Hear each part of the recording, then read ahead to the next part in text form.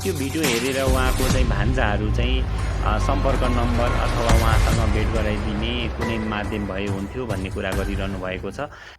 नेपाल धनकुटा जिल्लाबाट जनक बहादुर राई। मेरो जिल्ला धनकुटा छिन्ताङ गाविस वार्ड नम्बर 7 कागुने हो। म 33 साल भयो होला यहाँ मेघालयमा बसेको। यतै बिहा गरेको छु।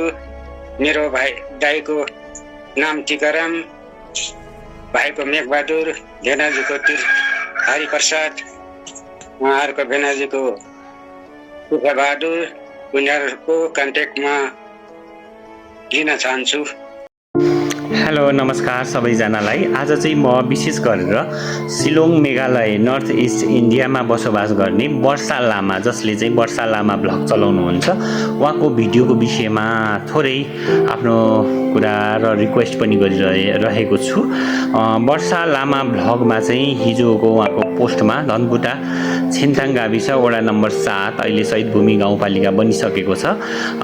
33 वर्ष अगाडि चाहिँ जनक बहादुर राई जानुभएको रहेछ इन्डिया, धनकुटा छोडेर, र उहाँ चाहिँ आफ्नो परिवारसँग भेट्न मिल्न अथवा भेटघाट गर्न चाहनुहुँदो रहेछ।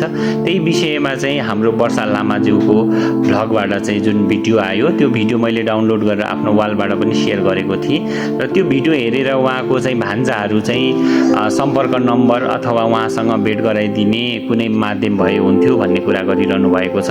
त्यसैले गर्दाखेरि म वर्षा लामाज्यूलाई यो रिक्वेस्ट गर्दछु, यो भिडियो वर्षा लामासम्म पनि पुर्याइदिनुहोस्। तपाईँले उहाँको परिवारसँग भेटघाट गर्नको लागि त्यहाँबाट सहजीकरण गर्ने र उहाँलाई सहयोग गरिदिन पनि अनुरोध गर्दछु।